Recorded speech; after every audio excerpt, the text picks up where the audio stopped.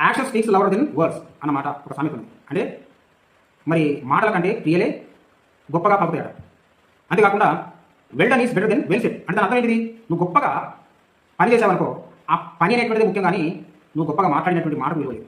అందుకోసం యేసుక్రీస్తు గొప్ప పని చేశాడు. ఏంటి అంటే పాపలను రక్షించడానికి ఈ లోకమునకు యేసుక్రీస్తు వచ్చాడని చెప్పి మొదటి తిమోతికి రాసినటువంటి పత్రిక ద్వారా మనం తెలుసుకుంటాం.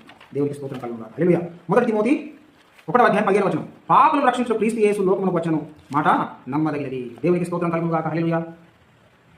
మరి పాపను రక్షించడానికే యేసుక్రీస్తు లోకానికి వచ్చాడు. పాపానికి అధికంగా ప్రాధాన్యత ఇచ్చాడు. మరి ఈ లోకానికి పాపం కోసము వచ్చినటువంటి వారు మహానుభావులు ఎవరున్నారు?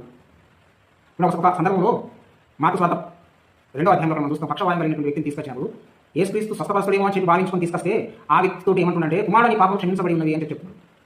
అక్కడ ఏం చెప్పాలి? సందర్భం ఏంటిది?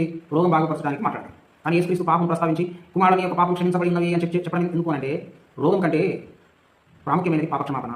ఎందుకంటే పాప